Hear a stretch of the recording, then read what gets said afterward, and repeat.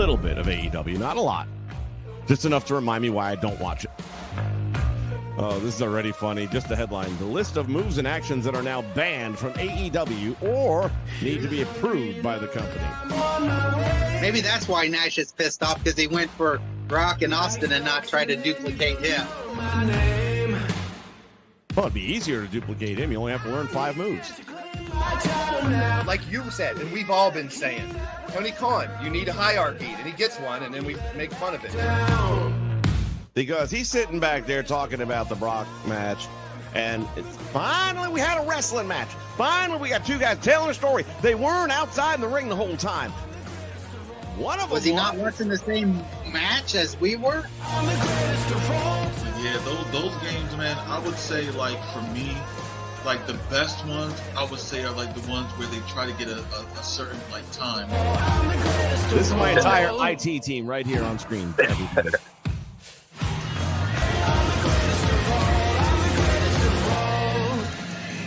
And now, ladies and gentlemen, it is time for WrestleChat with Vic McShane.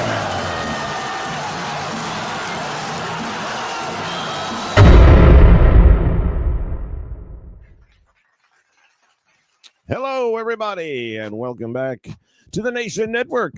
We're here on the all-wonderful StreamYard that wants $45 a month. I ain't giving that up.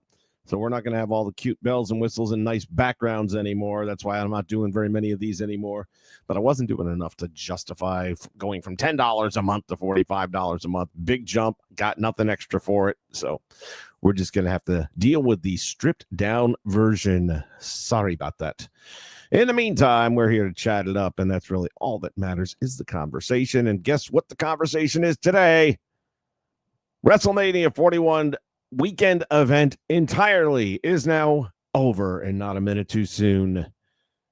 But before we kick this thing off completely, you know, I'd like to have my sidekick with me whenever possible. So please put your hands together and please welcome the one, the only, your friend of mine, J-Rocks. Give me a sound check, Jay. Let's make sure everything's working. 1 2 1 2 1 2. Oh, listen to that. Andrew Roberts in the house. Smooth realism in the house as well. Well, that was an interesting 4-day spread. I wasn't really planning on getting deep into the NXT thing, but it was the best wrestling event of the weekend. I'll say that. I have been on the team of Hank and Tank for a while now. Really? Oh, I love them. Love those guys. They are a throwback tag team. They are a true tag team, and very happy they won. Guys that size doing the shit they do. I don't just. Well, that's what I was about to say. Was I haven't really been real big fans of them. Really, my cousin said the same thing. Oh, they just weren't clicking for me. Then they did the gauntlet match a week ago. Impressed the fuck out of me. Man, I've been there from the beginning. And then, but as long as you're there now, I guess that's all that really counts. Yeah, I mean, like I said, they impressed the shit out of me during the gauntlet match, and then Stand and Deliver, hands down, they were. Yeah, I give it to them. So that was my big thing there. I like the women's stuff, and we'll get more into that because I'll tell you right now, for me, if it weren't for the women's matches, there would be just nothing to talk about throughout the weekend. I mean, the ladies are killing it. They are the ones bringing it. Their stories seem to resonate better. And this is kind of part of the weekend, but not part of WWE. But if you haven't already seen it, the match is on YouTube now. You can go check it out. They had the GCW had what they call Bloodsport, and Natty Neidhart wrestled there for that event. She wasn't the only one. No, there were others, but she was the name that stood out to me in particular because she kind of went Goldberg, man. She stripped it down to just a black bodysuit, had the name Natty on the side. If you haven't seen it, all black and white. And that was a fight, man. That was some shit going down in that. If you've never seen Bloodsport before, they basically give you the ring, kind of like Underground match. They take all the ropes off. Right. Their rules are a little bit different. That once the action goes outside the ring, it stops. You have to let the opponent come back in. Certain rules of what you're not allowed to eye gouge, stuff like that. So they try to treat it more like a sport. But then there's actually a lot of contact going on in this thing. I mean, there's some legit beef being, and this is the ladies.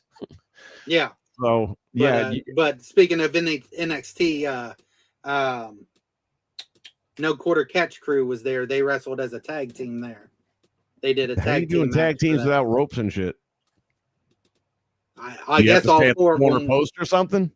Maybe, I don't know. I haven't seen it. I just know maybe it wasn't both of them, but I know Tavion Heights and Regal's son.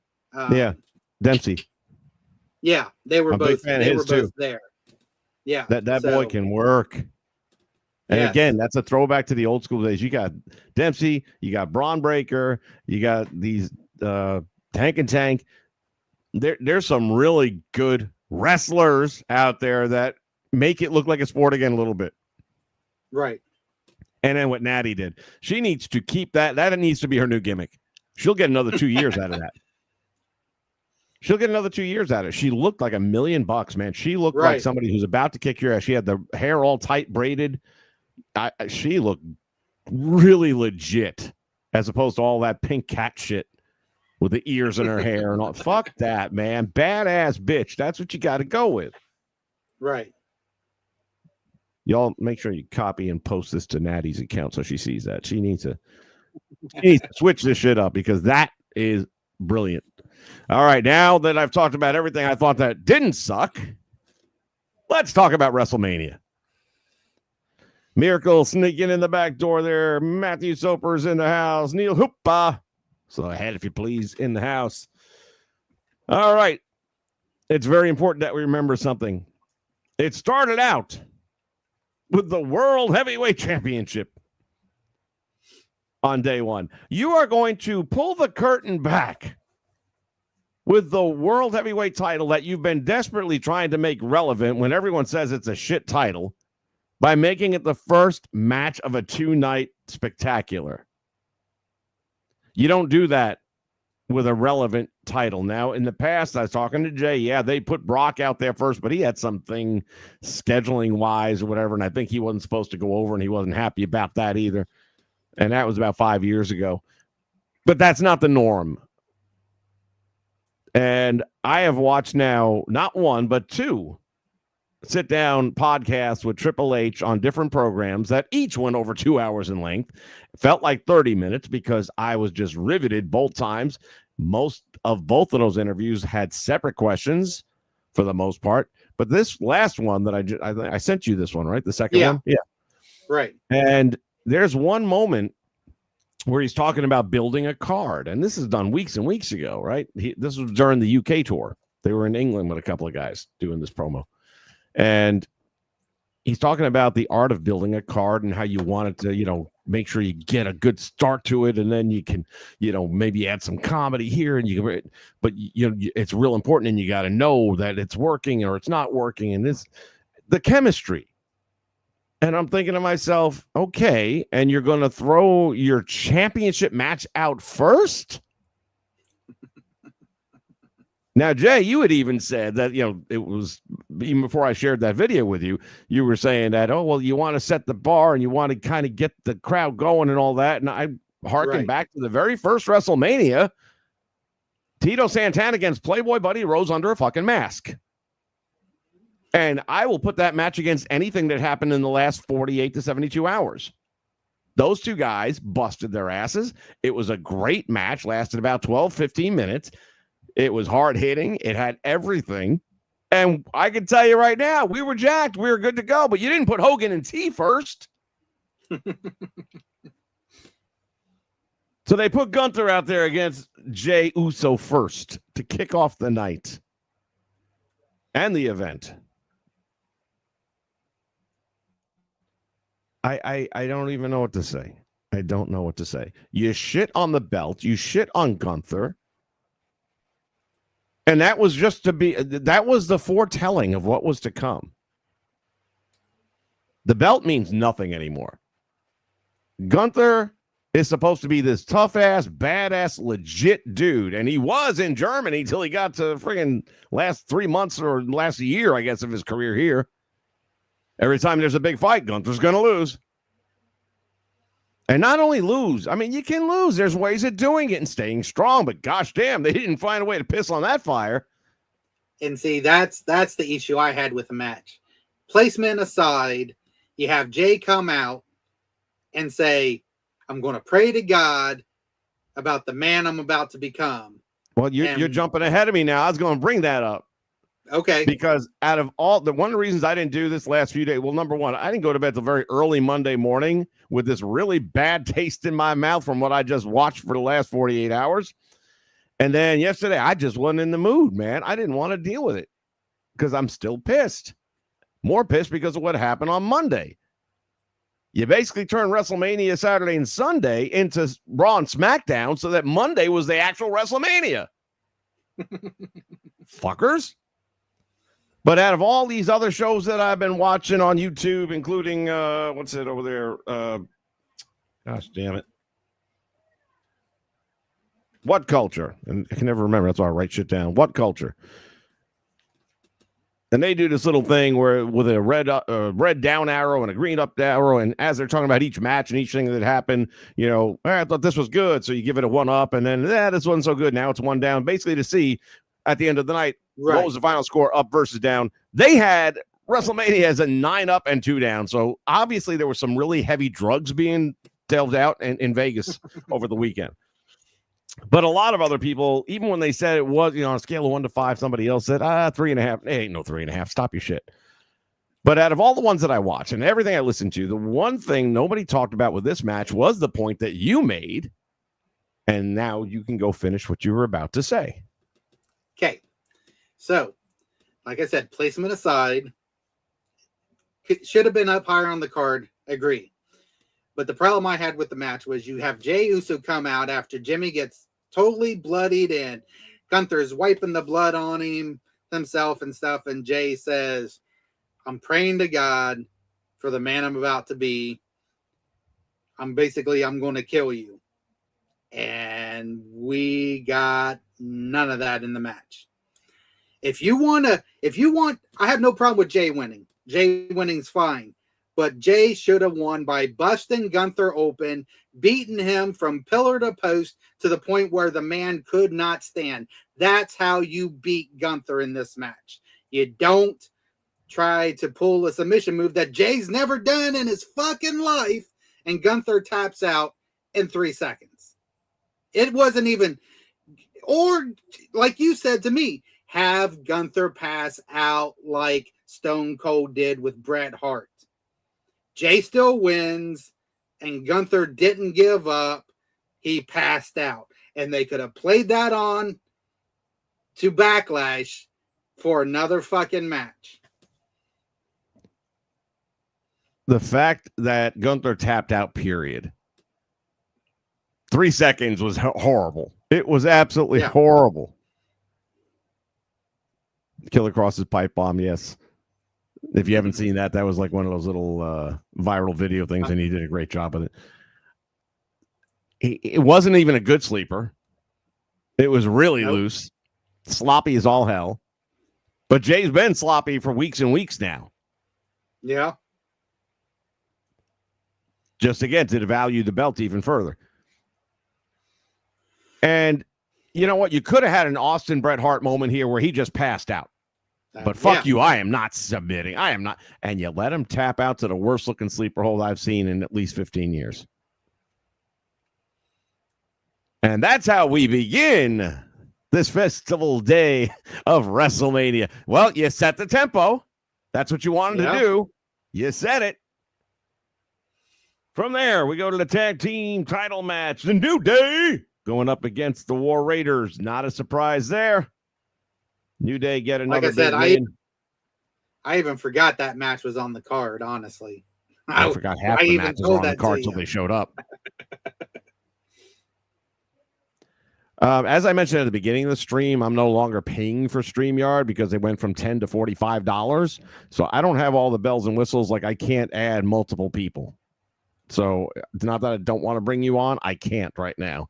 I'm trying to see if they're willing to negotiate a better price, which is what they did for me last time because I was getting rid of it for $25 a month. And they said, well, what if we only charge you for 10, but we keep our logo? I said, you can keep your logo. I don't give a shit. And then all of a sudden, without telling me, it went from 10 to 45. And I'm like, motherfuckers. So, and that's their low plan right now. That's their low plan. So for businesses, I can see maybe, I guess, if you're kind of using it 4 or 5 days a week or whatever. I'm not. So I can't do that. Let me see what we got here before we move on, because this is going to be a longer one than I wanted to do, but I can tell already. Gunther Jey Uso on SmackDown. He made Jimmy bleed. WrestleMania. All he taps out in 0-10. Yep. Exactly. Gunther losing the belt was a mistake. I agree wholeheartedly. Kevin Davis in the house. Night 1 felt off. Night 2 of Mania was okay. Well, there's a rave review, if ever I heard one. Felt off is a very nice way of saying sucked. You're nicer than I am, Kevin. Let's see. It was like he cuddled himself. Yeah. You're right, though. It was like they were spooning. Oh, what a thought. That's what it looked like. It was fucking horrible. And here's the thing. The video of that WWE posted on their YouTube channel was ratioed horribly. 16, and this was way back in the first couple of hours. 16,000 negative thumb down votes. Keep that in mind with everything that happened on Monday night. Jay coming out, the announcers. Oh, look at it. He's over. The fans love him. They're just trying to basically come out and reassure us that, no. You like him. He's popular. And not that I don't like him. He wasn't the guy. Not if you want the belt to mean something. And it certainly shouldn't have happened the way it did. That's all I'm saying. They just screwed the pooch in a big way. So I have so much to say. Hey, dude, put it in the comments. I'll pull it up on the screen. We'll chat it that way. Thoughts on the Rock? Oh, we're gonna get to this, buddy. Yeah, let's go in order. We're good. We got if you smell, fucker. Anyway, New Day wins and goes on. Congratulations to them. Kind of predictable. I'd mentioned that. I think it was Ivar has been dealing with some injuries and issues that way. So. Jade Cargill defeats Naomi. Anybody surprised? Didn't think so. Yes, I am. Should have been Naomi. Yeah, Naomi should have won. Yes, and then they could have played it into a match at Backlash, and Jade could have won. Did it have some great spots? Yes. Her catching Naomi off the top rope and into a suplex. Yeah, that was pretty badass. Fantastic. That was She's fantastic. Getting better. Yeah. She's getting better. But again, I think Naomi should have won. That one was really good to me, except for the New Day War Raiders tag team title match and Charlotte Tiffany. Miracle. The matches that I can most tolerate are the ones that you didn't like. Knock, knock. Who's there? You're fucking fired.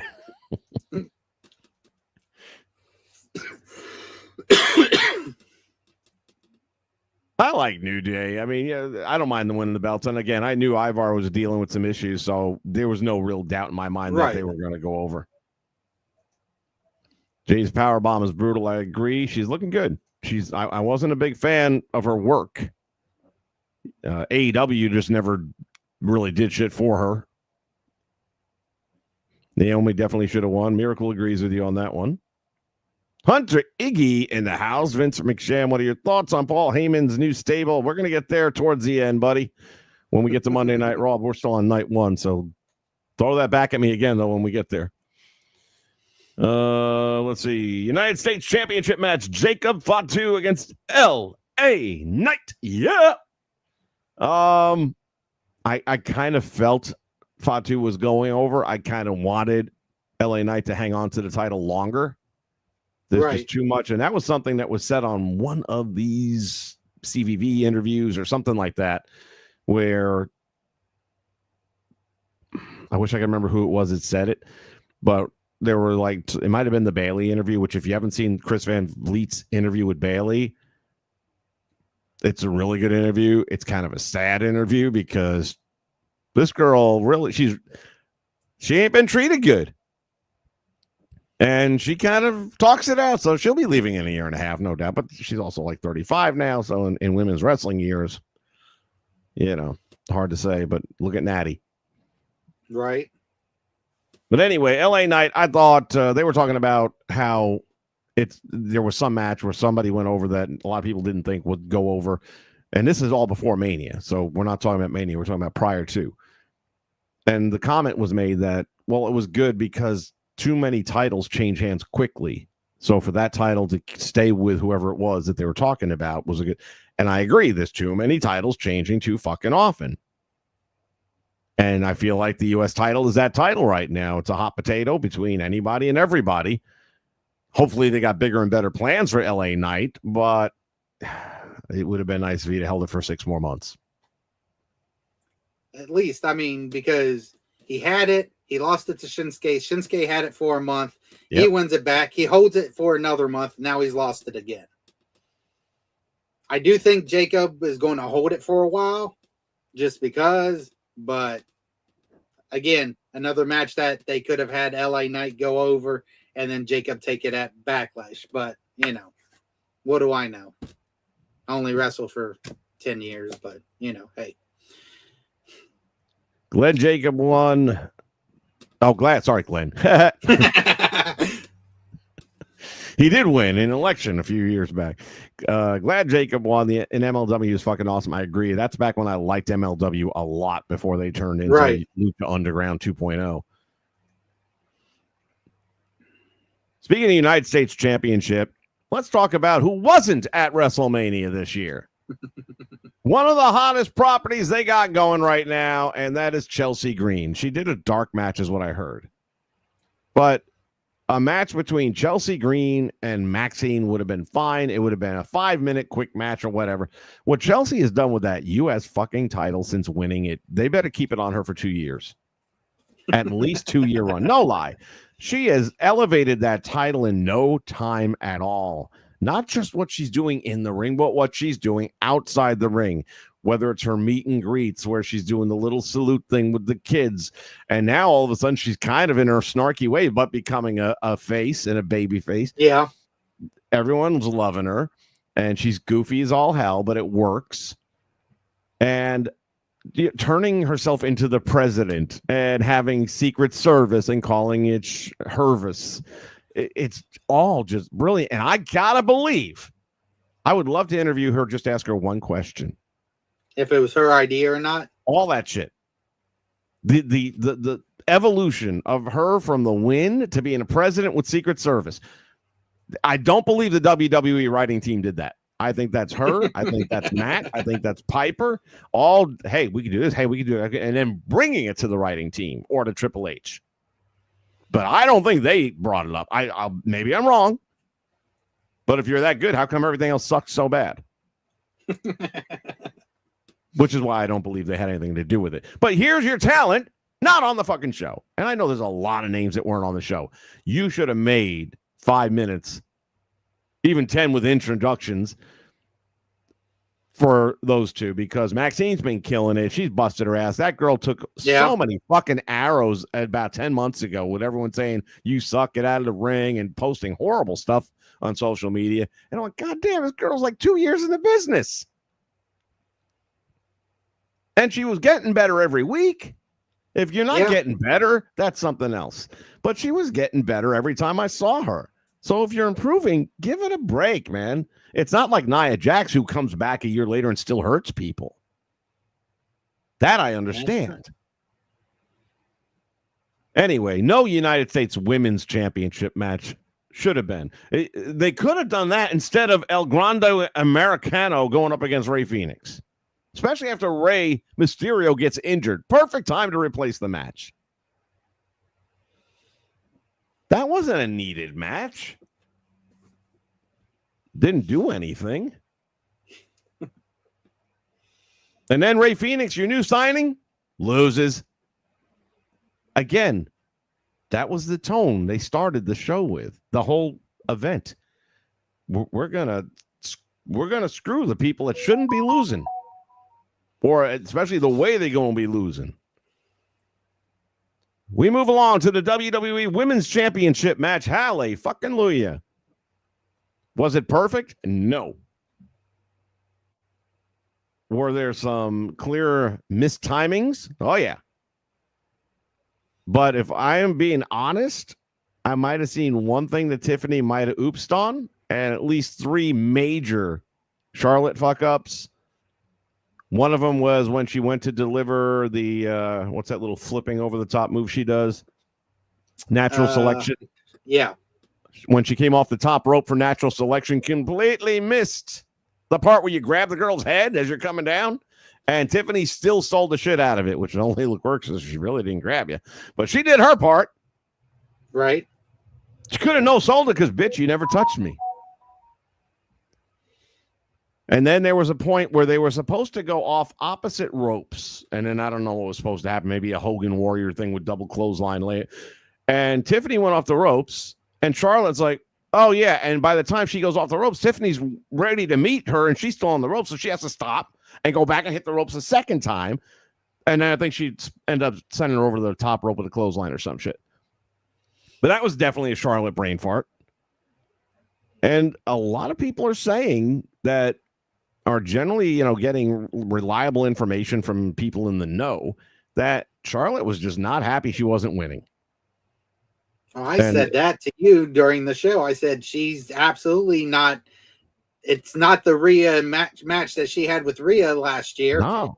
And she acted like she was legitimately pissed and trying to hurt Tiffany in the ring. That's how I took it, because she was just fucking everything up. And you want to talk about a major fuck up, when Tiffany did the last moonsault and she brought her knees up and hit her in the mouth with that fucking knee brace. That's what broke her goddamn tooth.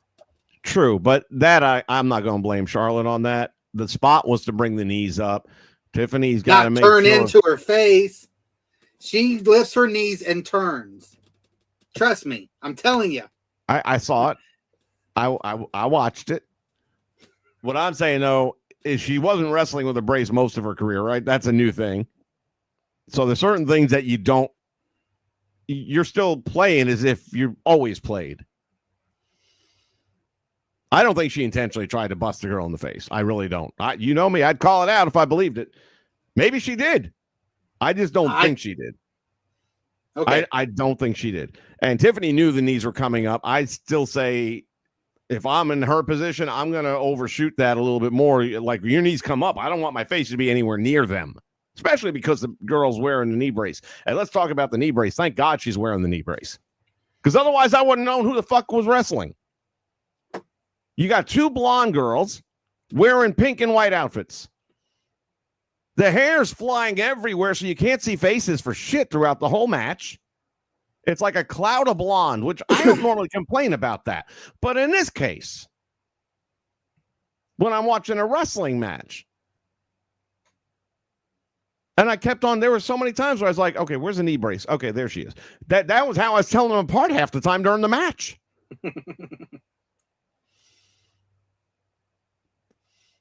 Tiffany killed it. She did. I mean, fucking 25 years old. 5 years in the business. Been on the main roster less than a year, and is now in a major featured match at WrestleMania and just killed it. And it's a good thing they had her go over, because if Charlotte would have won. Oh, shit. Vegas would be in trouble.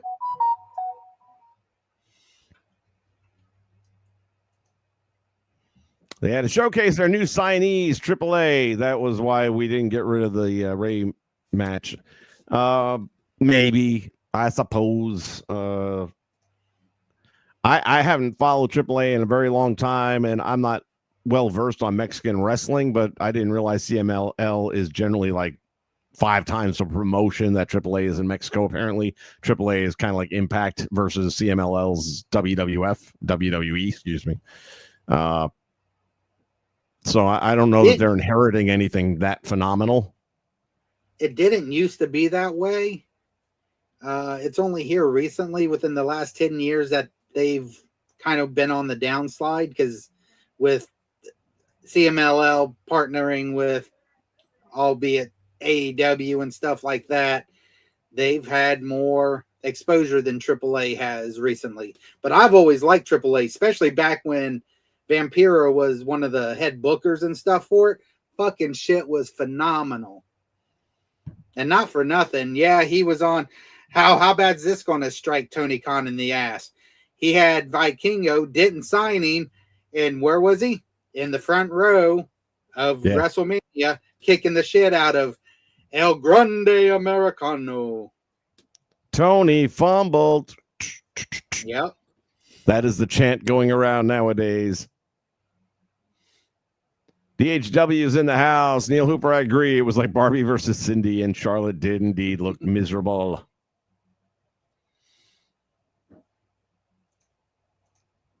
So if AAA is Impact Wrestling, how long will it be before WWE buys TNA Wrestling for good? I don't know that they need to buy TNA. The only reason they would be for the library. Right. And Anthem's made it clear they're not for sale. They need their programming for their crappy channel that nobody watches. The way you got to look at this, Matthew, is this way. Okay? So they had NXT UK. That was basically their developmental for UK. Instead of making a developmental and performance center in every other country, let's just buy a promotion there. AAA, Mexico. Say someone like New Japan for Japan. You find these promotions and then you just own them, use their talent, bring them in who you want, and you've got developmental talent or territories all over the world. And you don't have to put out anything but the money for those promotions. They've got their own training places. They got all that kind of stuff. Not only that, you can do like they're getting ready to do with the crossover show, Worlds Collide. I remember the original one. I watched it. It was great. We'll see. So you do something like that every once in a while to keep people's, interest in it, and you're good to go. Speaking of interest, that brings us to the main event. Triple threat match featuring Seth Rollins, Roman Reigns, and CM Punk, who is accompanied by the wise man himself, Paul Heyman. This was the only match that had any real intrigue to it. I liked the Tiffany match for what she was able to pull off in it, and it's the only match I really gave a shit about, so that's why I fell asleep very early in the night. After those first three matches were so lame, I fell asleep. Kept on waking up halfway through things, and it just, I couldn't be bothered. But the triple threat match, sadly, I woke up right about the time where Heyman had already screwed Punk over. And I was there just in time to see him do Roman as well. And I'm kind of like, oh, fuck this. I went back to sleep. I absolutely did not want to see Seth Rollins winning, because why? I told you he was, though. And that's a funny thing. I do remember this. I was going to put all the numbers together from the two episodes that I did, where, what 2K predictions and which ones were right and wrong, my predictions, what was right and wrong. And I'm like, why am I going to put more time into this program than they did? So I don't know. You can go watch them for yourselves. And I'm trying to remember which ones I picked and which ones I didn't. I remember this. Universally, the nation was divided between Roman and Punk. It was like 44-44, and like one person voted for Seth Rollins. And I'm just saying, and that was across the board, though, everywhere, too. Everywhere I was watching, everything I listened to, they all said the same thing. Rollins was an afterthought. You're there, but you ain't winning. That's why he won, because he was the afterthought. That's not the right reason. Just doesn't because matter. He's not supposed to win, that doesn't mean. We'll see where this goes, but it really fucked up night one. The only thing that made it at even the slightest bit interesting is that Heyman turned on both of his guys. Yeah. That was the only thing. I figured Heyman would cost, it would go down. Heyman screw Punk. Roman take advantage of that, and then Seth take advantage of Roman, and that's still Seth and that winning. happened. That happened. In a way, yeah, but No, I didn't see it happened. He screwed Punk over, and then Roman hit the spear. And here's your 1, 2, 3, hit him with the chairs. but kicks out. And that's the other problem, man. These false finishes on finishers. Everyone's hitting finishers. Nobody's getting a pinfall. The only thing that still has any value is the stomp. That's it. That's the only thing that has any value. GTS used to be automatically, you're out. Now, second time, kick out. Third time, kick out. Here's the spear, kick out. Charlotte has a spear. Braun Breaker's got a spear. Roman's got a spear. Who am I missing? I know there's more people out there using the damn spear. Fuck. Anyway, Heyman turns on both of the guys, and Seth gets a win. We'll have to see where it goes. We'll get to Monday night in a little bit here, and we'll talk more about it then. Night 2, Stephanie McMahon kicks off WrestleMania Sunday. Yay! There's a McMahon in the house. You know, the funny thing is, and we forgot to talk about this already, but the Hall of Fame awards taking place, and Triple H talking about different things, of course, different people in his career, very emotional speech, and brings up his father-in-law briefly, ever so briefly, and even mentions Shane, his brother-in-law. Yeah. And I'm like, that's right. Even Shane ain't there. It's like, man, there's so much bad blood in this family right now. Linda was there. Yeah. I'm like, God damn, this is really like Hogan Knows Best all over again. It's like Linda's putting out videos that are pretty pathetically cringeworthy. The daughter won't talk to neither one of them anymore. Son, I don't know, is he back in prison yet? I mean, what a fuck up family. Anytime you're having holidays and you think, oh man, our family's a little dysfunctional, just think of the McMahons and you're good. Right. For everyone who thinks if I had money, well, they got all the money in the world, but man, Humpty Dumpty ain't putting that together again. Starting off match-wise, the Triple Threat Women's World Championship match. Io Sky defending her title against Bianca Belair and Rhea Ripley. In the match that was between Bianca Belair and Rhea Ripley, because everybody kind of made like Io didn't matter. When this match was over, what did I send you, Jay? What message did I send you? I'm trying to remember. Oh, in that case, I'll help you. That's the way you start a fucking show. Yeah, that was it. Yep. Don't tell me you have put Gunther match. and Jay as the kickoff event for day one because they had to set the bar, which they couldn't do. And then you got Io fucking lighting it up, as were the other two. Well, see, that's the thing. Go back to that. If they would have done what needed to be done in that match, it would have been a great kickoff for night one. It would have, but they didn't play out the match right. The three of them in the ring together fucking killed it. That you're right. That's how they should have started. But they had more intensity in their opening match than Jay and Gunther did. So that's where that falls apart. Yep. It was a great match, great finish. The crowd was going nuts. I was actually like, damn, I didn't think they were going to do it. Right. Wasn't sure who they were giving it to. I was leaning towards Rhea.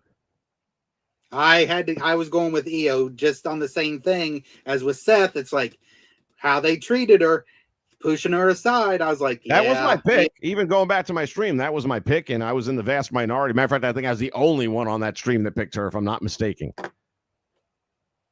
And I got to admit, I was really betting with my heart more on that one because I just like this girl. I mean, how do you not like her? Right. She's so much fun. All right, that brought us up to the incredible Sin City street fight between Drew McIntyre and Damian Priest. Has anyone seen Damian since? Nope. Did he make it? Was he on Monday night or no? No. Yeah, I didn't think so. but that neither felt was like- Drew. So because they're both Yeah. on SmackDown. Oh, that's why. Yeah, no. Damien's been on Raw. He got moved to SmackDown during the last draft. Him and Drew both. Oh, I guess I missed that. Okay. Yep. Well, there goes my theory that they were just selling the fact that he got fucked up. Well, if he's not there Friday, then yeah. Yeah, But he'll again, be that's there. another one that's good. That's another one that's probably going to have another match at Backlash. So. And again, Damien's one of those guys that loses. But then again, so I picked Drew because Drew can't afford to lose another main event match. You know, like No, and I think that's why they premium gave event it to match. him. Yeah, He lost fucking Castle, which is in his backyard. I couldn't believe that happened to him. Then he lost last year's Mania. All right, he won for 30 seconds. yeah. So here's the kick in the dick. The Paul Heyman special coming your way. And I think that's why they gave him this one. Yeah, had because, to. Yeah. And I think Damien was probably okay with that being like, yeah, I kind of fucked you over last year. So here, yeah, you can have this one. But I mean, it had some killer spots in it. I'll give them that. No, it was a solid match. It was a solid match. I was good with it. I didn't feel like falling asleep.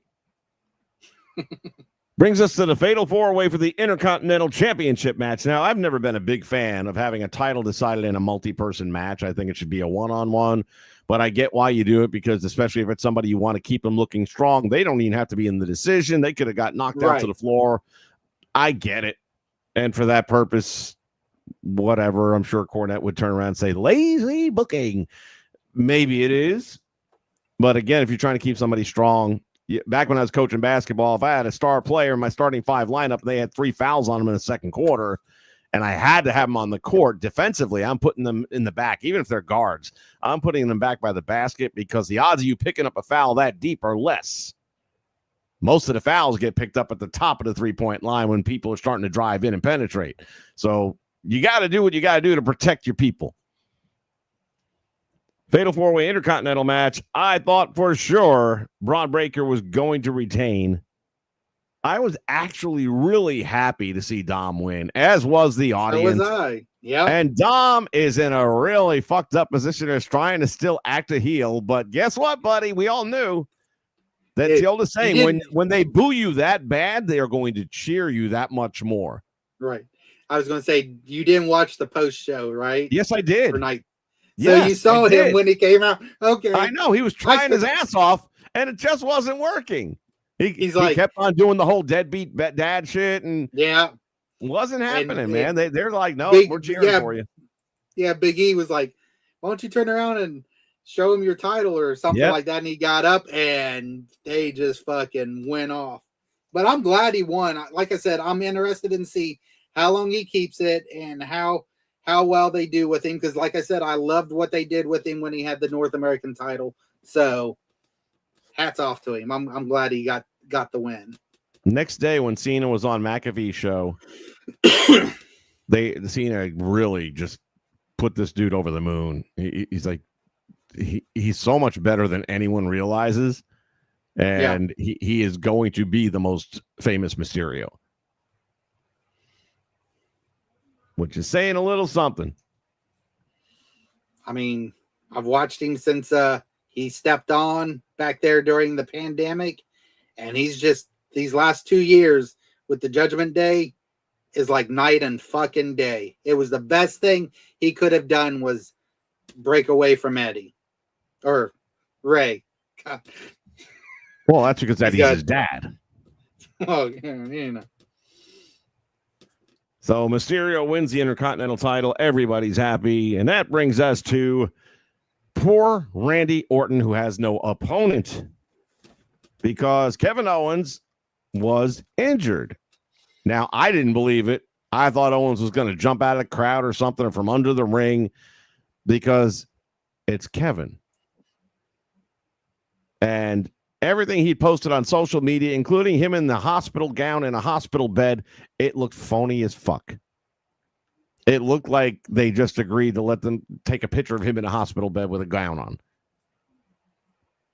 And I was like, nope, he's going to be there. He's going to be there. And then they go around and Randy's like, hey, who wants to come out here and fight me on my 20th WrestleMania? And goddamn. I know I didn't say his name. Well, technically Randy did. Technically Randy did. Yeah, he said any Tom, how'd he put it? Any Joe back there who wants to come out and fight me. Oh, I didn't catch that. Yeah, so he technically that little. Yeah. So he. Well, damn it, it's Randy's fault then. That's it. Yep. So he said his name and he appeared. They believed in Joe Hendry for about 3 minutes. Hendry comes in, does his shtick. Look, you know, Jay, a couple of years ago, I was kind of on the bandwagon when he first came into Impact or returned to Impact. He's a good in-ring worker. I won't take that away from him. He's somewhat entertaining. You know, he's kind of like a white version of Rock with his little musical gigs and all that stuff. Not quite as clever, I think, as The Rock, but he's definitely a talented guy. I didn't realize how fucking small. And I've been next to him. Right. You know, when they were doing the TV tapings at work, he was there before he was a world champion there for them. And I mean, I'm 6 foot. I guess we were about the same. I guess Randy Orton must just be a fucking monster because he looked like a child next to Randy Orton. Yeah. I mean, Randy looked like, damn, like he was just going to stomp him into the ground. Well, he kind of did. That whole Hendry shtick with that dumb smile. 1992, dude, you'd have been right where you need to be. You'd have been there with the Doinks and the Duke the Dumpsters, and that would have fit in perfectly with the Kings and all that shit. That would have been fine. It's 2025 and 1992 wants their shit back. Yes, but you have to admit that when he did the smile and they did the zoom in. Yeah. And then Randy hit him with the RKO. Yeah. That was good. That was good. It was good. Randy even did the whole happen. Because even Randy did the whole turn and look at the camera and they zoomed in on him after the match. And that's when he hit him with the second RKO. And that brings us to the point of the whole thing. I'm hearing people make this argument, and I am hearing Joe Hendry himself did a post interview on a podcast. Can't tell you which one. I can't remember.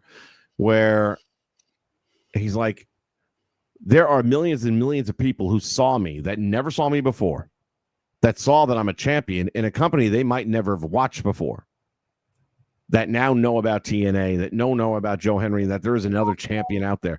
And I'm thinking as he's talking, and he couldn't last 3 minutes with a non-WWE wrestling champion. You were destroyed. I don't think he got 2 pieces of offense in the whole match, if you want to even call it a match. You were reduced to Brooklyn Brawler status as a heavyweight champion. They'd have done themselves a much bigger favor bringing Moose in and letting them go at it for 15 minutes. Randy could have still gone over. But that did nothing for... If I never saw TNA, and that was my introduction, why do I want to watch such an inferior product? Apparently, John Cena or CM Punk, one of the two of them, Cena, told Hendry before he went out there that, this is what they're telling me to do. And he's like, whatever they're telling you to do it and do it to the best of your ability and make as much of it as you. Because he said he asked Cena, how do I make this? Oh, he was talking about the Rumble originally. He was originally talking about the Rumble entry. And he said to Cena, how do I make this bigger? And he's like, you don't. You do exactly what they gave you, and trust that they know what they're doing. He did a little bit more impressive in the Rumble than he did in Mania. Let's be serious. So now you go to Mania, does his shit, gets his ass whooped, goes back. Cena's back there and says, you did everything perfect. It looked $1 million, and you just made yourself. And I'm thinking to myself, in what world? You got squashed. If they're not saying that in the Impact Zone, I'll be amazed. That should be the chant. You got squashed. I don't see how that helps him. I don't see how it helps the TNA at all. And again, if you're looking to get new eyes, and I'm one of those people that never saw you before, why the fuck do I want to see you again after that performance? Your thoughts? Why? I don't put the blame on Hendry for it. I put it on TNA. Yeah, me too. Because they're the ones who said it was okay for him to go out there. Then I'm sure they told them Randy's going over. So, if they had any issue, they should have said, hey, let's try to make it a little more competitive or something like that. So it was, and I get the logic, but TNA is basically, gonna the ass of the WWE because they've got the big platform and we're just happy we're on it. And I get that. And the whole time I watched that match in that 3-minute span, when I realized it was going to be a squash, I had one thought that came back to me. Pennsylvania, ECW Arena on Ritter Street. Shane Douglas wins the NWA World Championship. And Paul Heyman tells the story on one of those rise and fall videos. And you can watch it live on the network, so on Peacock. I went back and watched that show 4 or 5 times. So. Yeah, but it's better when Heyman's telling you what happened. I'm sitting there in the 5th row. I'm over there with whoever the president of the NWA was at that time because it was non-existent pretty much. And I'm sitting there with Harvey, what's his face? And Shane throws the belt down. And he's like, what the fuck's he doing? He's pissing on the belt. He's like, no, just relax. Watch. Fucking Heyman, watch. He's gonna shit on it too. And of course, if you haven't seen this promo, you need to. Shane Douglas goes on to take the ECW title, hold up, and as I declare this the new world championship of the new flame that launches in wrestling, and this piece of shit that has no meaning anymore that used to be held by Dusty Rhodes and Ricky Steamboat, and you can all kiss my ass, and he throws it on the ground. That is what they did to TNA in that match. In my book, that was the equal as to what they did.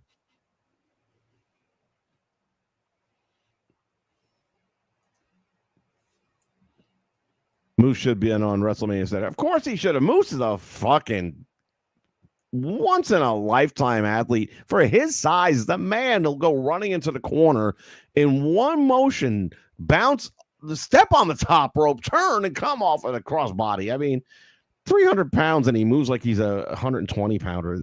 Amazing athlete. The match he had with Oba at one of the last pay-per-views for NXT, that was phenomenal. And not for nothing, Oba's nowhere near the talent that Moose is. No, but them two big boys going at each other for 20 minutes, and both of them diving over the ropes and just, Miracle, you might be right. I guess we'll find out in a couple of weeks because they're always on way over tape delay. After that squash, we move on to Logan Paul against AJ Styles. Not a big surprise there. AJ's kind of on his retirement run as well. I think him and Cena might be going out together. There's nothing I really about this match that stood out to me. This was my kind of okay. Like I said to you, either way it went, it did set up for something between AJ and Karrion, which we saw on Monday night. So yeah, I suppose Hooper didn't like it. All right, let's see. I believe no, not yet. Okay, I'm not going to jump. I didn't know if they put it in the lineup here, but they did. Next up is the WWE Women's Tag Team Title match. Lyra Valkyria and Becky Lynch comes to fill in for Bayley, going up against Liv Morgan and Raquel Rodriguez, who were the reigning champions going into the match. Again, if you watch the CVV sit down with Bayley, that was done maybe 3 days before Mania. Right. And they were talking about specifically the lack of respect. And it wasn't like, character-wise. It was like, you've been around for a minute. And you've been to this, and you've been this champion, and you've done that, but you won the Royal Rumble, but you weren't in the post-conference, the press conference at the end. She's like, yeah, how about that? It's like, what the hell? She's like, And she starts to talk. She's like, honestly, I don't know. It's like I feel like Charlotte and Becky are here, and I'm not here. And you could hear it in her voice. I mean, it's not an act. It's not like she's trying to push anything. And I'm thinking to myself, I can get why you would feel that way based on the booking. But for my money, Bayley's always been a top performer. I mean, her in-ring work speaks for itself. And neither Becky nor Charlotte have ever had the match she had in Brooklyn with Sasha Banks. Oh, absolutely not. That cage, or what was it, Hell in a Cell they did? No, it was a regular match. It was a regular fucking match. It was one of their very first takeovers. It might have been the first or second one in Brooklyn. I think it was the second one. Second overall, not the second Brooklyn one, but the first time in Brooklyn. Let's go that way. I think it was the second takeover, but I could be wrong on the number. I just know it was Brooklyn, and it was, woof, what a match. I know when they both got to the main roster, they had a Hell in a Cell match together that was pretty intense. It was a good match, yeah. So while she's doing this interview with Chris Van Vliet about, not being left out of the press conference, even though she won the fucking Rumble and a couple of other things, and she's not on the posters for anything and not in graphics or any of that kind of stuff. The then, now, forever thing, not in that. And she starts to talk a little more, and she says, and by the time this airs, and then she stops because she's about to, in other words, she already knows she's only in the story to get Becky in. Right. So there is no injury whatsoever. And this is days ahead, and she stops herself because she's about to spoil it. And he caught it. And he's like, wait a minute, what? And then she kind of covered it up. But it's like, oops. But it was legit. She's like, she's hurt. And she also feels like there's a lot of young women coming in there. She's 35. She's got 1.5 years left on her contract. The writing's on the wall. They just don't seem to do much with her, and it's sad. You're right.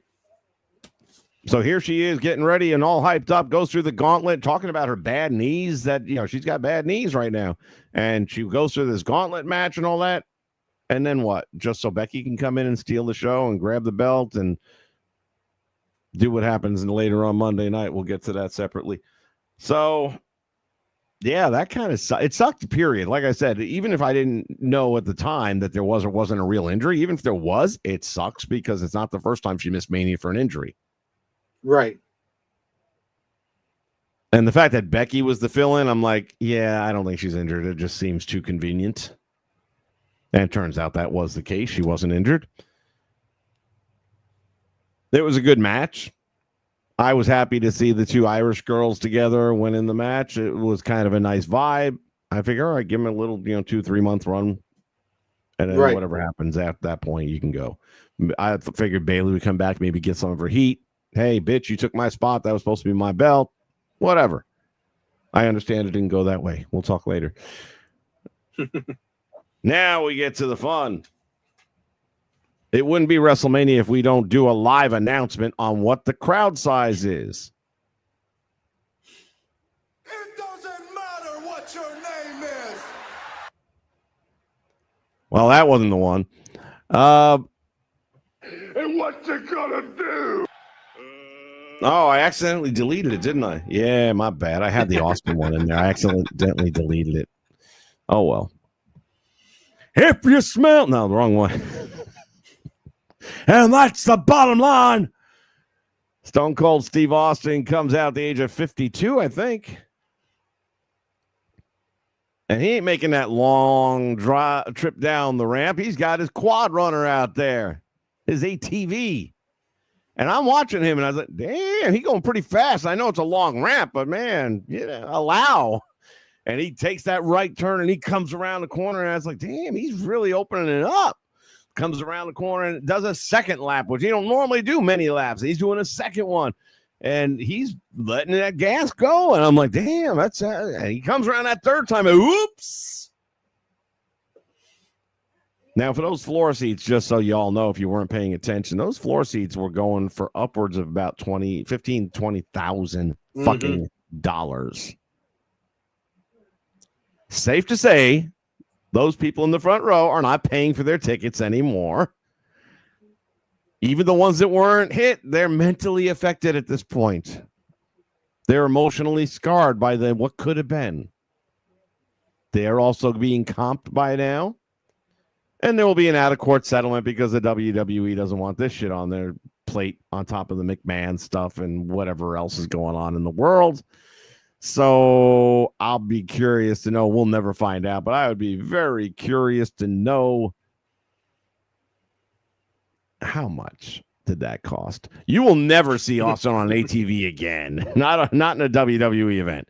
Never going to happen again. Because he started getting back on it. Drive down. No more shall the milk truck drive down. It's done. Yeah, when it was all said and done, and he walked over to the barricade, the producer there, and Tony started Khan. to get on it. The producer was like, and he's like, and started walking up to the right. Tony Khan was right there. Now, for Tony Khan to be on TV like that, I think he had his checkbook with him. I'm not sure. I looked like he was already writing a check. I could be wrong. Austin went by just to say, hey, you're right. I'm really sorry and all that. And yeah, but he got brushed away.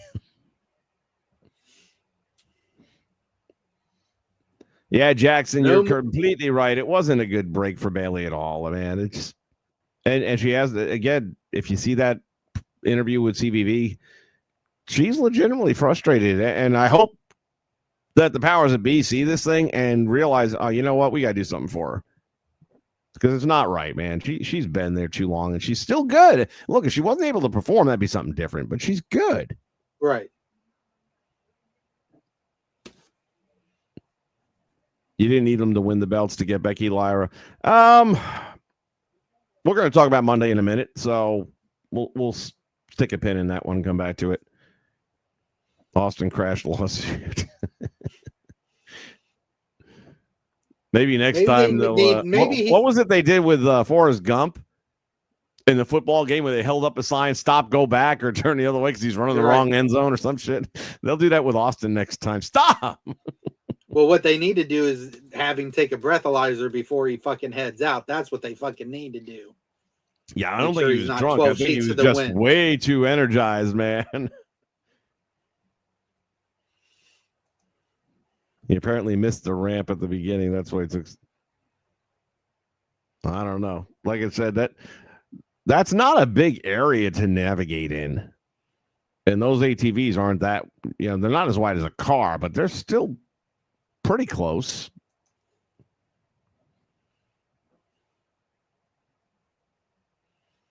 Yeah, he got stuck with the barricade for sure, that they couldn't get it out of there. So not a good thing for the WWE. I was telling Jay, I was there, I think it was WrestleMania 24 in Orlando when the night that Shawn Michaels retired Ric Flair. And at the end of the night, Edge lost the title to Undertaker and the fireworks went off. And it was 2 sections over for me where the fans got burned by the fireworks. For those of you that recall that. So WWE has a track record of having some rough nights at Mania. That brought us to the undisputed WWE Championship match. Cody Rhodes, the champion, to go up against John Cena.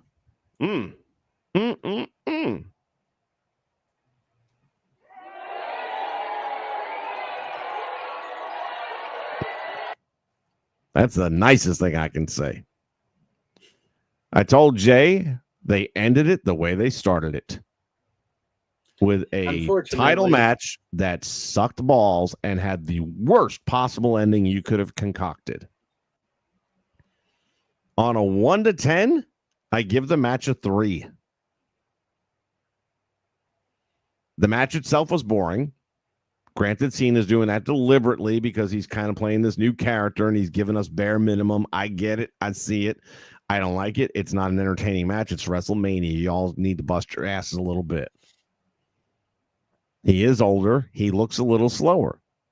In one of his podcasts recently, he said that he's not going past December for anything and that he had already told himself that the minute he felt he was a step slower, he was done. And he says, I know I'm a step slower. You know what? You're right. You are.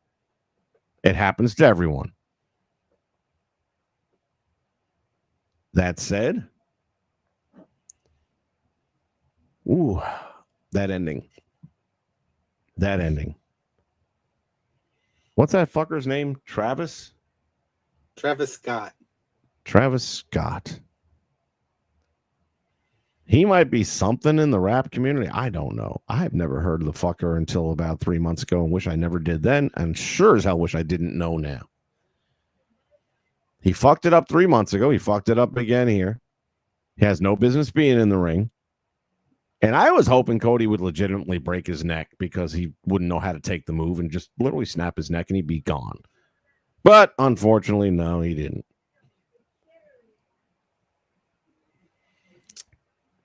This piece of shit comes out after the ref gets knocked down, and that's when we all know shenanigans are coming up. Takes his sweet time coming down to the ring with a title he has no business with. Certainly never defeated anybody for it. So he goes to the WWE shop.com, and now he's a champion. Comes walking on down to the ring and ends up getting involved and distracts Cody. Does not take the move properly because you see this big gap of air between Cody's armpit and this dude's face because he's supposed to arch up.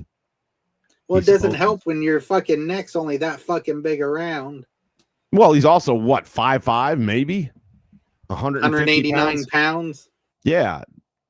But nothing about that looked right at all. But Cody hits him. He rolls out to the floor. Cena, now keep in mind, Cena's hit him with how many attitude adjustments? He's hit him with how many STFUs? He kicking out. Now he hits him with a friggin' belt across the head, and he's out for the 3 count. Where's The Rock? Where's Dwayne? Anybody know where Dwayne is? It doesn't matter what your name is. Well, we'll find out the next day where Dwayne was, but he wasn't at WrestleMania, but he was supposed to be. The reason we know that is because there's all these pictures of the merch that was being sold in the WWE World Shop. They're live at Mania with The Rock and the word saying, finally, The Rock has returned to Vegas, but he didn't. You don't make those shirts and sell them when you're not coming to Vegas.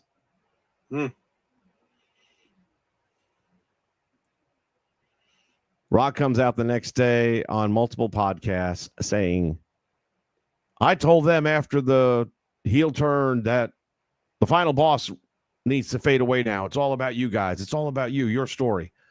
I'm not part of it now. I've set the bar. You guys have already done everything. We're there. You take it home. I don't want to take any of the spotlight away from John and Cody. It should be about John and Cody. Then can you please tell me what the fuck whatever the fuck his name is? Scott. Doesn't matter what his name is. He's a piece of shit. Non-wrestling piece of fucking shit. For somebody No who's talent. been in the business as long as Dwayne has, he should have realized by doing what they did at fucking Elimination Chamber, everybody was going to expect him to be part of Mania in some form because he's the one who told Cena, in the whole 9 yards. So It's not that he didn't know, Jay. It's not that he didn't know. I get that. This was an FU. This was an FU. Well, then if I was Triple H, I wouldn't write him into nothing else. Be like, nope. Jay, you don't want to be a part. Nope. Jay. Well, I'm sorry. What is he supposed to tell his boss exactly? You're not being written in the show. Being on the board does not mean you get to be on the show. He could fire your ass. Okay. Well, maybe Triple H doesn't feel it's okay to get fired right now. And that's the problem with the world. That's the problem with the wrestling world right now. Yeah. And there's a lot of people, again, in the know. And I would say, okay, it's Mark's, doing the internet bullshit or whatever. If it weren't for the damn T-shirts, Those shirts were not made for a guy that's not appearing. And he Right. wasn't like on a movie set. He's sending pictures. He's fucking in Hawaii, hanging out in the hammock with Oprah.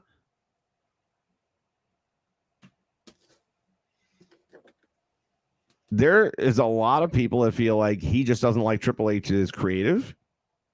And basically he was playing his creative control card, his Hulk Hogan moment. So the ongoing concern right now is that there's no way to get out of the story without him. No. You're the one saying, give me your soul. I want your soul. I want your soul. And what? Now that's it? It just, you don't come back ever and finish this up. And that leaves Cody hanging out to dry. Kind of leaves Cena hanging out to dry. Yeah. Not that he's been doing all that great anyway. The Rock got his revenge on Triple H and Cody by not showing up and having Travis Tritt appear by himself. Well, at least John Cena kept his promise. So by having Travis help him, he did ruin wrestling. He didn't ruin wrestling. He's ruining the mojo of the brand right now because he never should have turned heel. And he wanted to do it. He was all in on it. He said so himself. And I told you, what did I tell you, Jay? Bad move. You don't need a baby face and a heel. Him against Cody without anyone turning would have been a 5-time better match.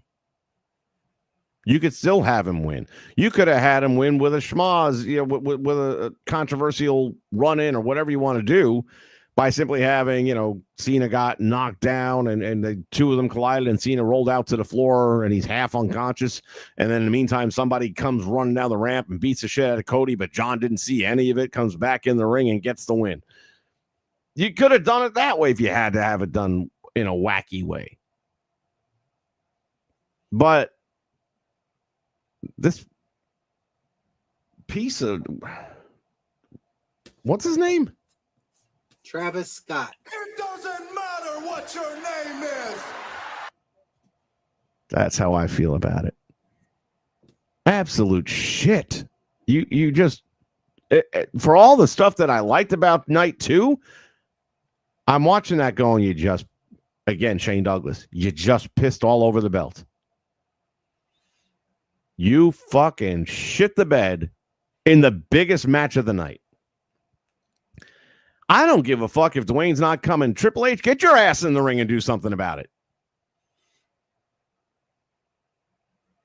Call an audible. But sending that piece of rap shit down there to be the deciding influence in the match? They would have been better off doing what I said. Have Seth be the one that cost.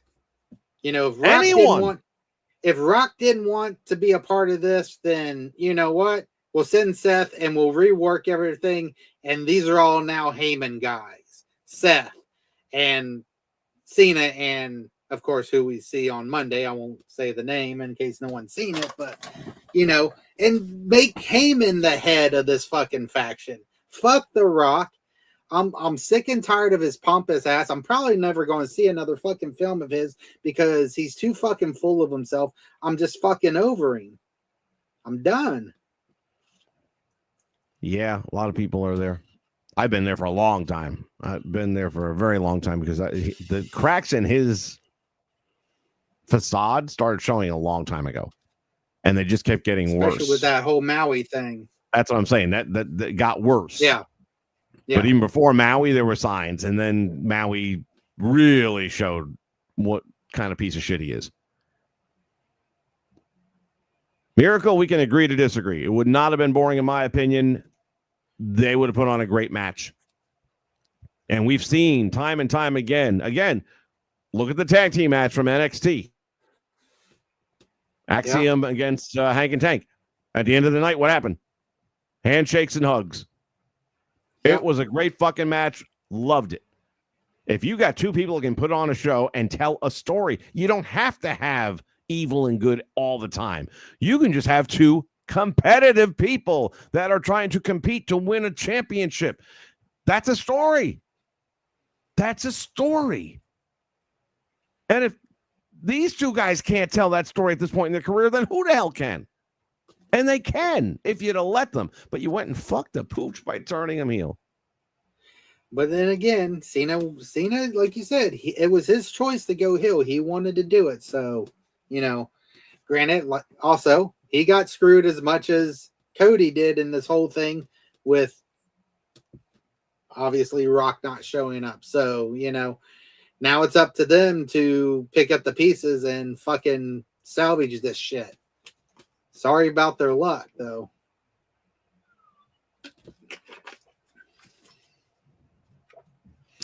You know what, Miracle? Here's the deal. I don't think they would have, in the beginning, they might have done some complimenting back and forth, but eventually there are going to be some digs. Look at the Ultimate Warrior and Hogan. They were never heel versus babyface. It was two baby faces. Now, they had some interesting moments leading up to the match where Warrior almost clotheslines him on Saturday night's main event when he came to his aid when he didn't want him there. And there were a couple of other little near misses, but they didn't quite ignite the flame. You could have had that kind of shit going on. Well, or you could have just had them in a tag team match, and all of a sudden, one guy went for a clothesline, somebody ducked, and kind of like Tito Santana and Rick Martel, Strike Force, when they broke up at Mania, where all of a sudden there's an oopsie moment. Was that an accident or wasn't it? Well, if you go back to the Hogan Ultimate Warrior match, Hogan did do some heel things. He raked the back. He did shit like that. No, we're talking about leading into the match. Oh, okay. Because he's saying it would be boring lead up. Oh, well, I was just saying if you thought the match would be boring, you could still do. Hogan did it numerous times. He was always a face, but he always did the back scratches and the running the face along the ropes and shit, but he was still the face. Cena could have done those things in the match and, to try to be a little more aggressive heel or face. Well, for me, the two nights, oof. I'm trying. What was generally like the universally accepted worst WrestleMania of all time before this weekend? I'm trying to remember which one the fans generally just say this sucked, and I was like, was it that bad? And I'm watching it back, and I'm like, well, it ain't great, and I can't remember which one. Was it 2015?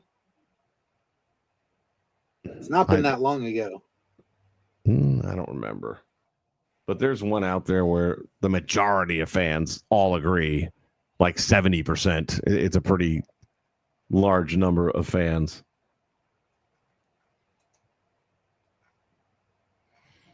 All right, that brings us up to the final stop on this fiasco, if I can find it here. That would have been 21st, right? What's today's date? 23rd? Yeah, so 21st is correct. Yeah, here we go. I believe there was only 3 wrestling matches on the night. Yeah.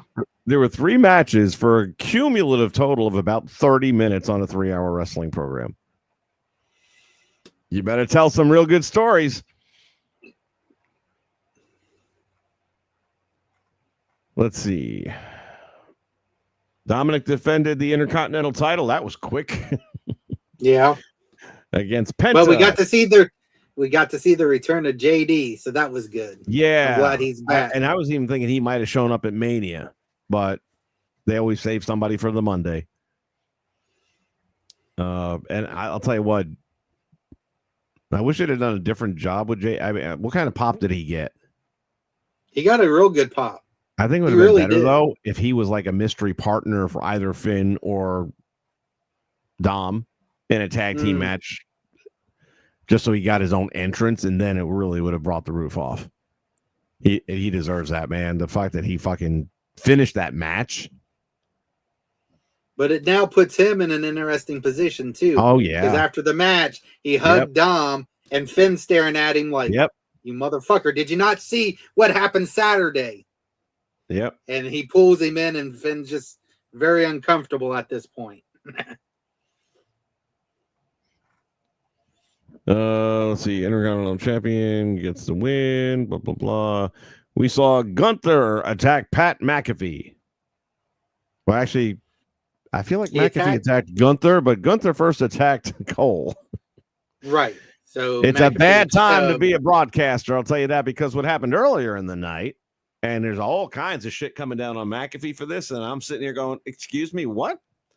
People saying that, WWE is more racist now than they've ever been because Raquel Rodriguez starts shouting at him in the broadcast table in Spanish. And he looks at her and says, I have no idea what you're saying. You have to talk to me in English. Right. Hello, he doesn't speak Spanish, and it is the official language of the United States. Oh, how dare he say that to her? How dare he say what? How dare you talk to me in Spanish in this country and expect me to have to know it? By the way, you know I don't know it. There is a non-issue here, but there's always going to be these motherfuckers trying to make an issue out of it. So it wasn't like he didn't have enough shit on his plate already. Then he goes and gets it in with Gunther. They did a great job on this. Because I honestly thought fans jumped the rail. It turns out it was McAfee's boys. Yeah, but they were apparently right no one from them. security was told. So security was legit jumping his boys. Yeah. Looked great. And McAfee sold that shit. I think he's still coughing right now.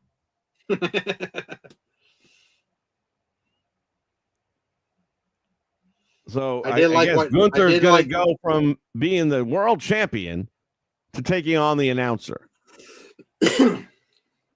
Great job, WWE. Michael Cole played a really good part in this also. How he acted when he came out and how he addressed the GM. Why can't I think of his name now? Talking about Nick? No, Raw. Adam Pearce. Oh, Adam, yeah. Saying, how are we supposed to do our jobs and be, say what, comment on the match and we get attacked? He's like, you need to fix this shit. You need to do something. Because we can't be going out here and getting attacked because we say something the wrestler don't like. I like that. I like that realism in it. And I thought both of them did and Gunther too. Why couldn't he look like a fucking beast like that on fucking the opening night of Saturday?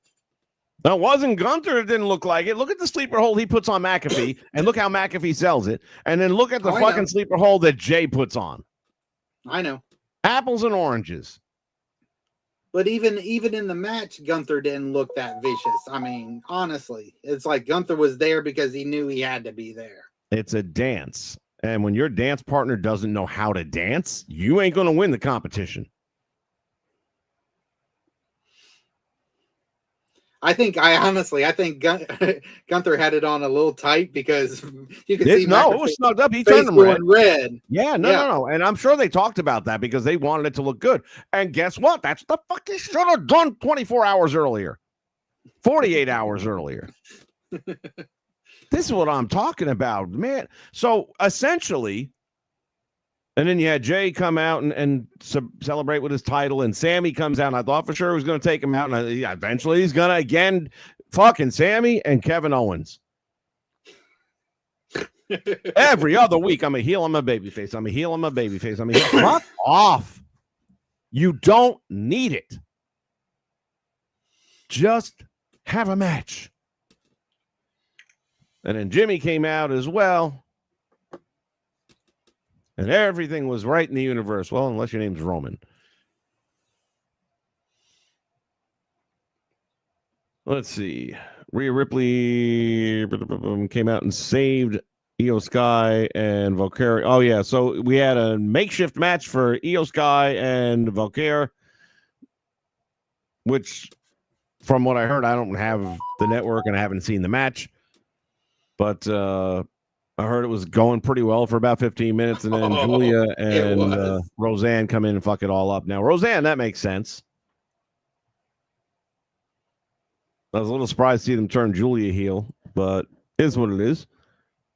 For most of her time over in Japan, she was a heel. So, and she. Oh, is that right? Yeah. Didn't know that. Being a face, she's okay at it, but as a heel, she's just vicious. So, I was okay with that. And I guess Rhea came out and took care of it. Yeah. Oh, and she Rhea had slid a in. black eye going on too. Now, whose knee brace you want to blame that on? Well, that wasn't a knee brace. That was one of Io's knees to the face. Shit happens, doesn't it? Yeah. I'm telling I'm you, just Charlotte saying, did not intentionally break the girl's tooth. Okay. She didn't. You can say. I did. I just said it. I know. Any But there more also than anyone wasn't tried the- to deliberately but- break her orbital bone here. The rough looking You shiner can, but too. you can. But if you look at the matches, the way Charlotte was carrying herself during the match and the way they were carrying themselves during the match, totally fucking different. Well, I'm not going to say Charlotte wasn't phoning it in. I'm just Well, when saying you I don't phone think it she in- intended to injure the girl. That's all I'm saying. Wow. She may have carelessly injured her. There's a difference. Okay. All right, I'll go with that. But I'm just saying there's a whole big difference between catching a knee because you're having a good match and turning into somebody as they're coming down face first on you. So Jay didn't know how to dance 48 hours ago, or now 72 hours ago. I'm not saying he doesn't know. I'm just saying he didn't. He didn't. but yeah, when Stephanie gets to the main roster, or I could even see Io coming down there after she loses the title and her and Stephanie having a match. It'll be fucking, those girls could go probably fucking 45 minutes and it'll be fucking phenomenal. We had the return of Rusev. Yep. Never been a big fan. I kind of liked him in AEW, which is a shocker because I didn't like much about AEW.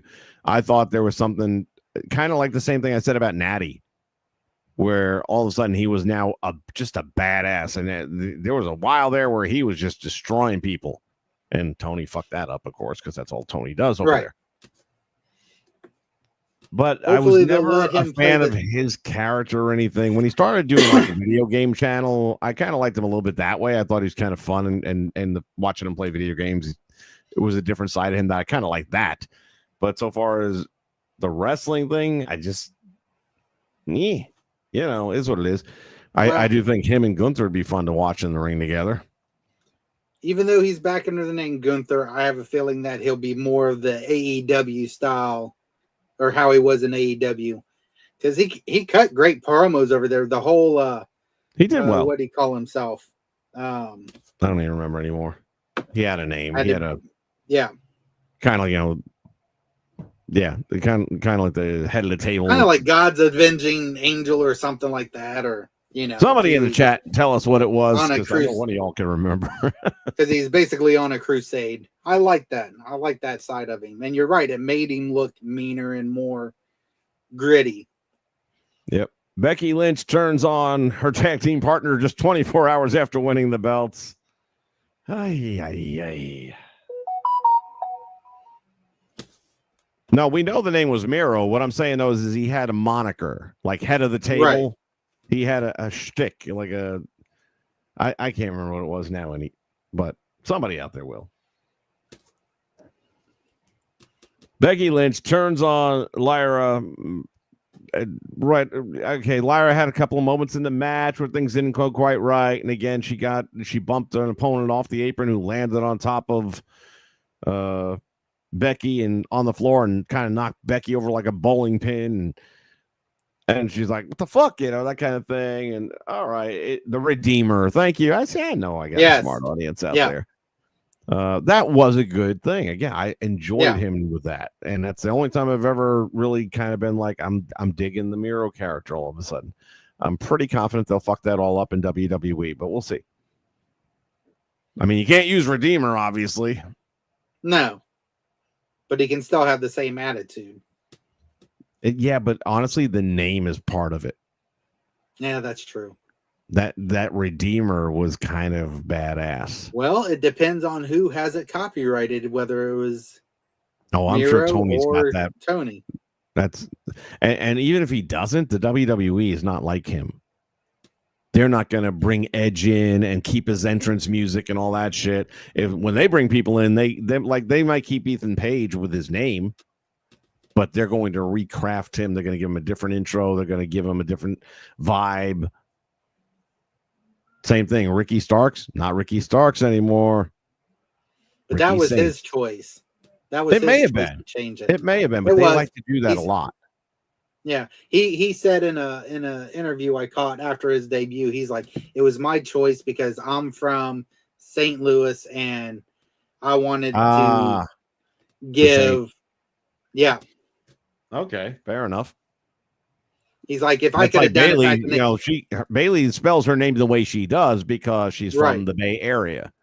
right. But I guess he wanted to use Saints when he went into AEW, and Tony said, "No, I want you to use your real name."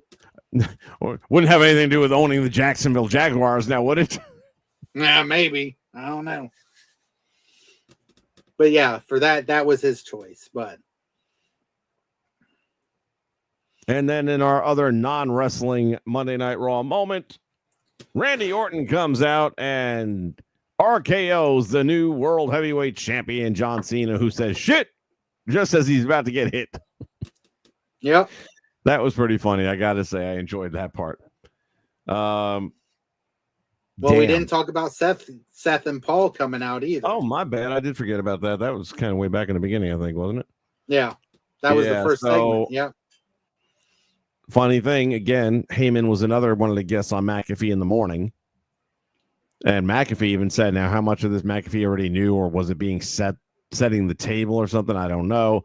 But he's like, Wise Man, you just pissed off two guys that you probably don't want to be pissing off. And Seth Rollins, okay, but yeah, you might need some help.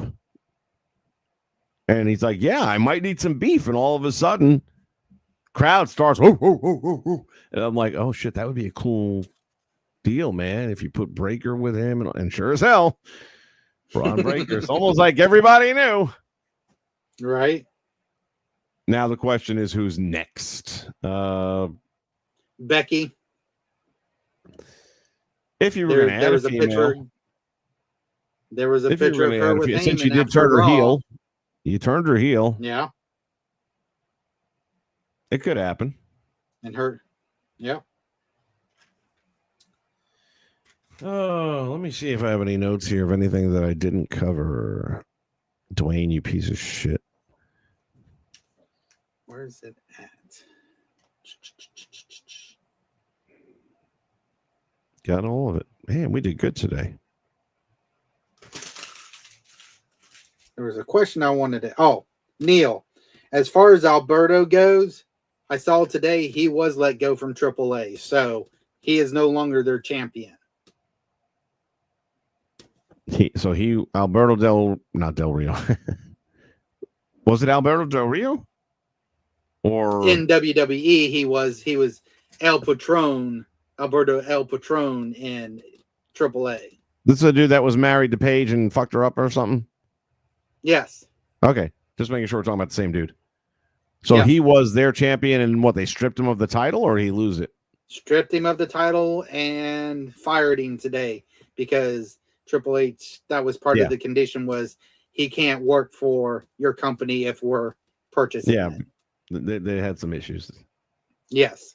So I wanted to get back to that question because I knew you asked it right back in the beginning, Neil. So.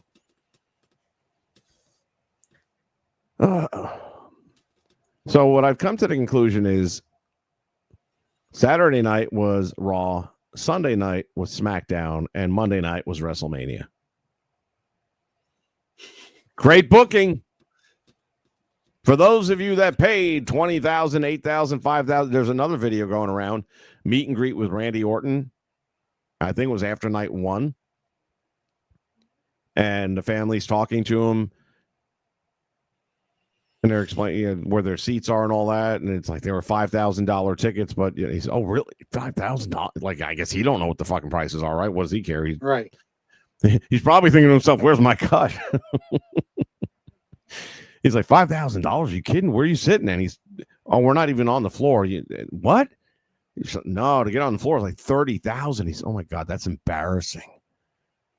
Now, was he just saying that for the moment, or did he actually realize you're right? It is embarrassing.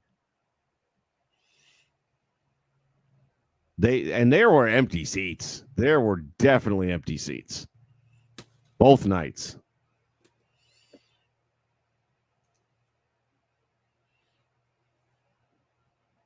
Neil Hooper says, thanks for that.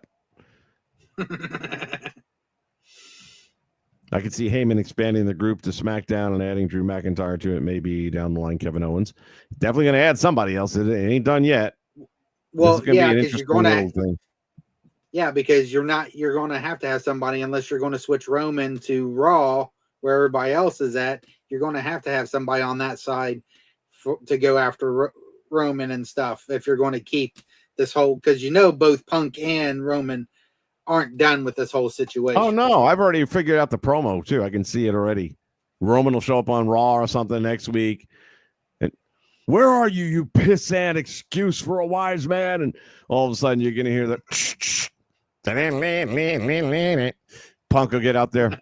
There's an old saying, my friend. The enemy of my enemy is my friend. Is my friend. What's up, buddy? They're going to be the most odd couple tag team you've ever seen. What I don't get, here's the thing. They're acting as if Roman's an island unto himself all of a sudden. Right. In the island of irrelevancy.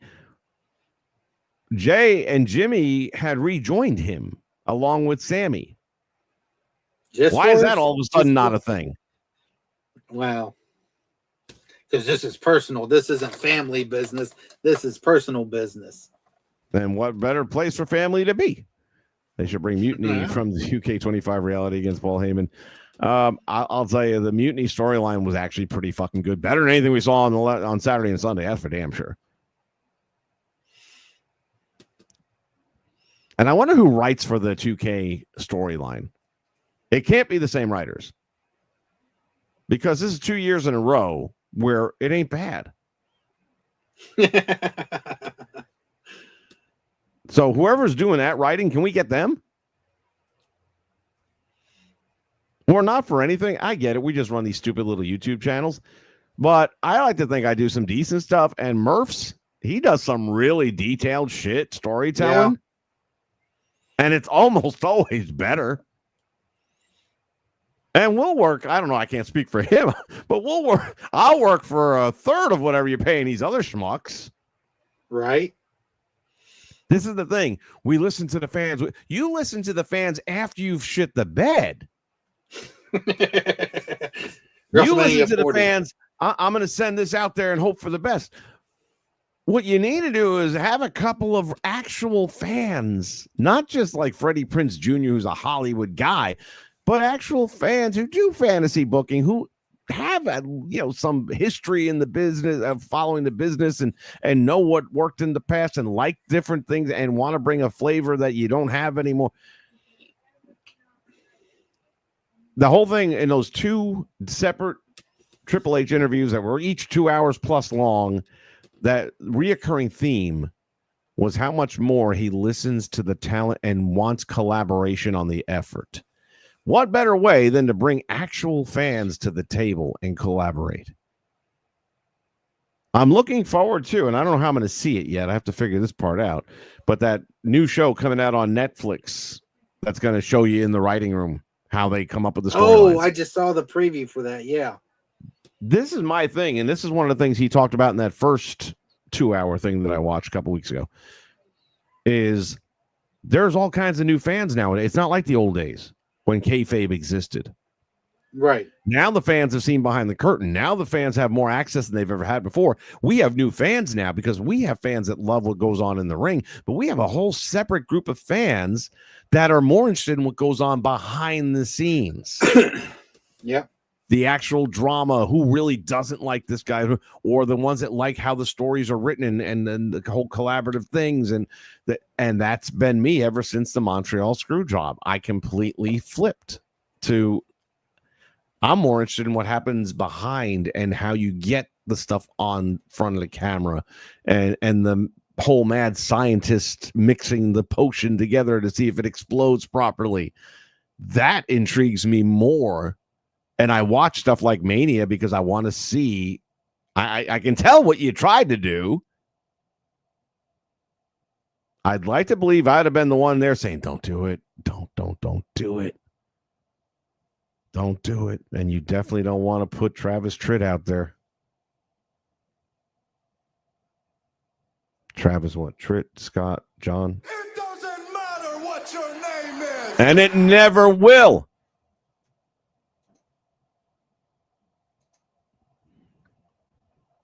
Did I see your? I don't know which one, Hunter. Sorry, man. It's hard to do all this shit at once. I'll scroll back real quick here and see if I can find you. And Jay has left the building. It must be that time because that's when his internet tends to act up, is when we're really close to the end.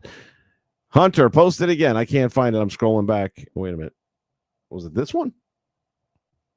Yeah, I already talked about that one, if that's the one you're talking about. If it's something else, post it again. Jay just lost his power. There's a hell of a lot of guys on YouTube doing their own universe modes on 2K, and I think it's way better than the actual storylines. Like I said, thank you, Neil. Yeah. As a matter of fact, on that note, the next episode of the IWF, I think I'll do that tomorrow. If you've been watching that storyline, you're enjoying it, you definitely don't want to miss tomorrow. Just saying.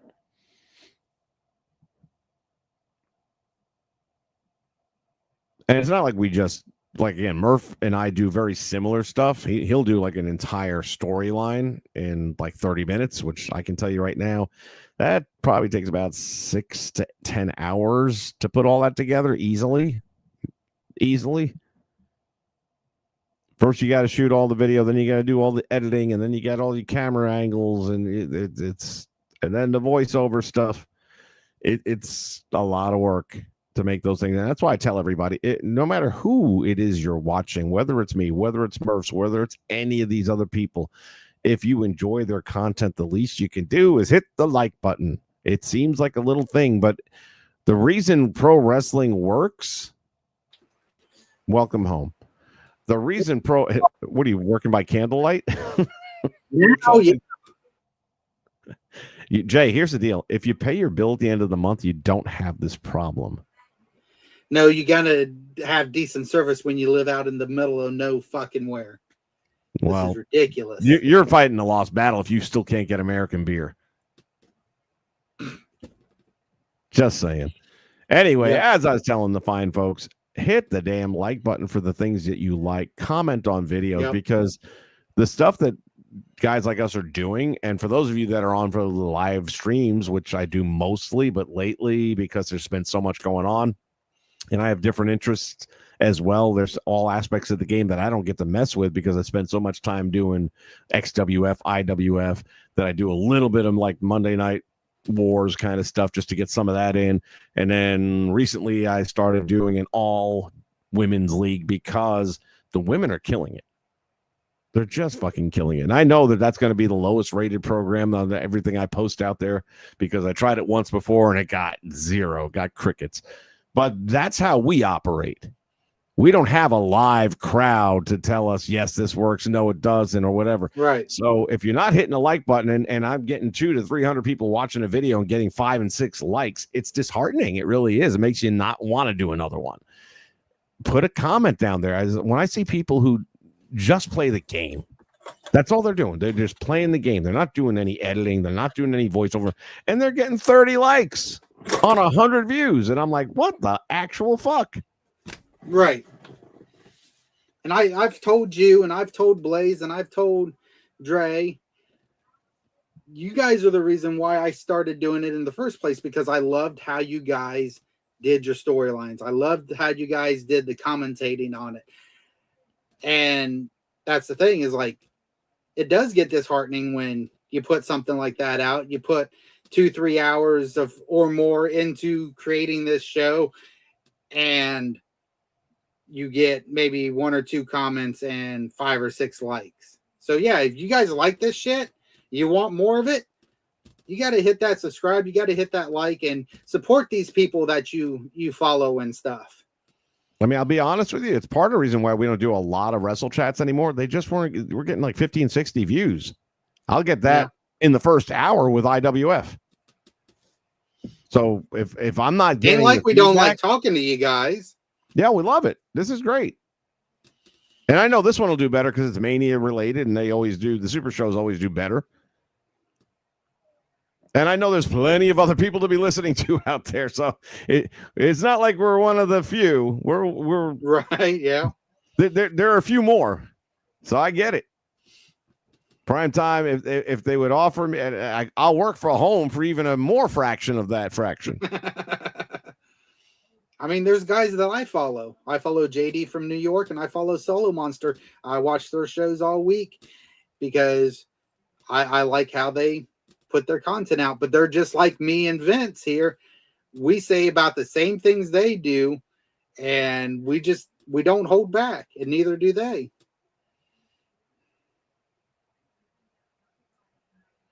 And I got fuck all.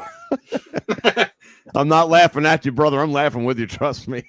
Yeah. If I didn't have a nickel for every time, I'm like, motherfucker.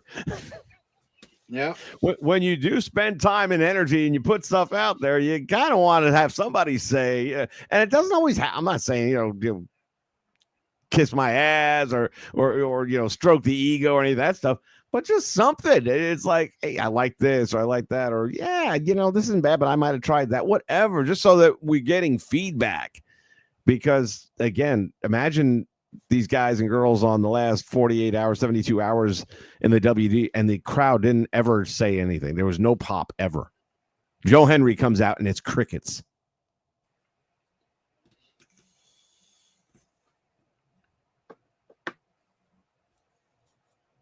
Hooper's friends aren't into wrestling, so he relies on us. Well, brother, I'm really pissed. I'm going to have to try and find an alternative because I don't like the black background. It's kind of annoying me, especially after we had a really nice one going on for so long. Yeah. So I'm going to have to try and find some alternative to StreamYard. They can go fuck themselves. $45 a month. That's a low tier. Jesus Christ. It's like, dudes, you're not offering that much. Now, I don't know what the servers cost and all that kind of crap, but you should have a lower tier for people doing this kind of shit. I wonder if Blaze is still using them. He was always using them for his talk shows. Right. I wonder if he's still using them. I don't know what his situation is, but $45 a month, man, do the math on that. That's over $500 a year. I can think of better shit to do with $500. That's the other thing to consider. Like I said, I'm not over here begging for click likes and all that shit. I'm just saying, consider these channels that are spending money to produce and in my case, I'm never going to make money at it because everything I do is copyrighted. Right. I've always got copyright because I want it to be the most authentic it can be. So I can't make money at it. It's automatically demonetized. Not to mention, I wouldn't do it anyway because in order to get it monetized, I'd have to give up my social security number to find folks at YouTube, and that ain't going to happen. Have some fucking intern buying a car. You can't go to WrestleMania with $500. You can go with $500. You just can't get in. That'll cover parking.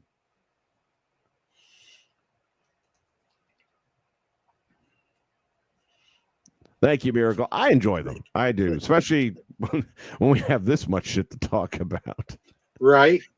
It has been a crazy 4.5 days here, but we got through it. It wasn't pretty.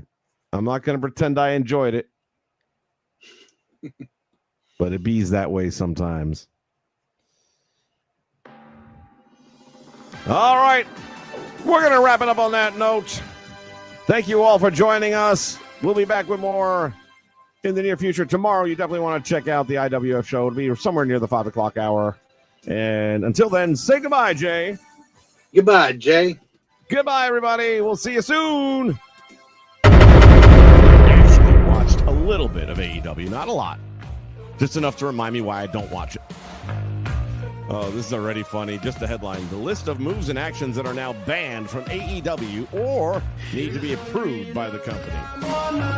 Maybe that's why Nash is pissed off, because he went for Brock and Austin and not try to duplicate him. Well, it'd be easier to duplicate him. You only have to learn 5 moves. Like you said, and we've all been saying, Tony Khan, you need a hierarchy, and he gets one, and then we make fun of it. Because he's sitting back there talking about the Brock match, and finally we had a wrestling match. Finally we got two guys telling a story. They weren't outside in the ring the whole time. One of them Was he not watching the same match as we were? Yeah, those games, man, I would say, like, for me, like, the best ones, I would say, are, like, the ones where they try to get a certain, like, time. This is my entire IT team right here on screen.